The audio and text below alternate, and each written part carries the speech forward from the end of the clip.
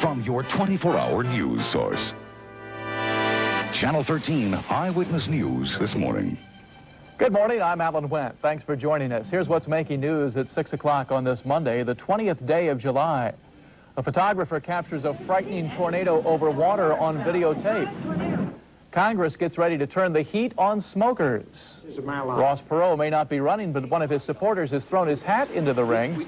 And a NASCAR driver goes for the ride of his life in a terrifying crash in the Poconos. As political rhetoric heats up, the Environmental Protection Agency is expected to turn the heat up on people who smoke, debating on how non-smokers are affected by secondhand smoke.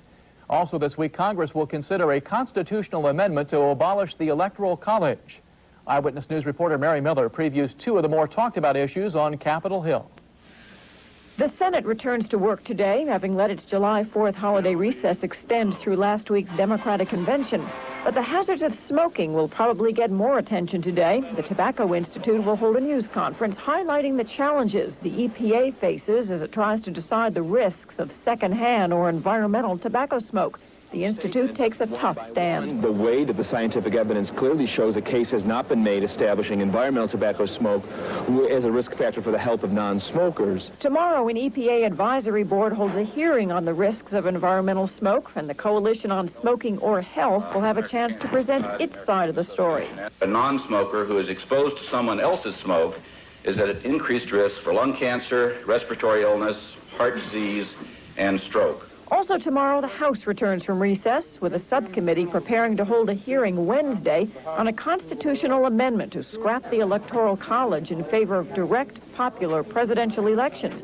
It was one of Ross Perot's favorite ideas. For example, in Texas, 49.9% of the people can vote for candidate A, and 50.1% of the people vote for candidate B, and 100% of the Texas electoral vote goes to candidate B. That does not express the will of the people.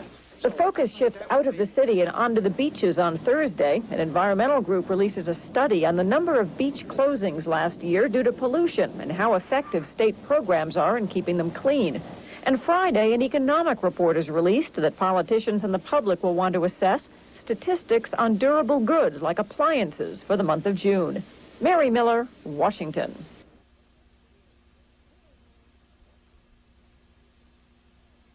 WFTV Orlando. Live from Channel 9, Central Florida's news leader. Bob Opsahl, Barbara West, and Steve Jerry's weather.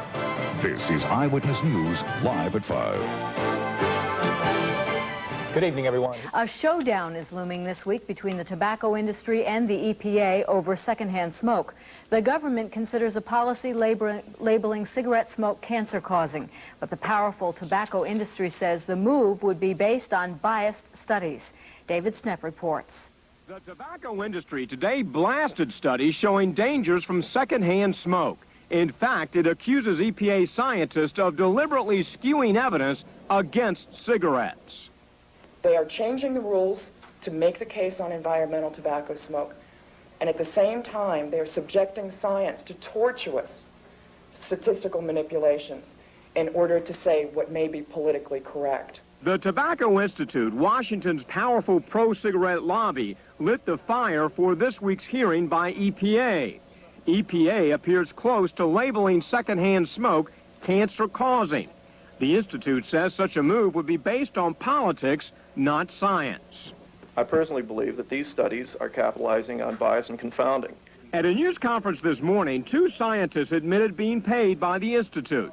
Still, both maintain a majority of scientific studies don't indicate hazards from secondhand smoke.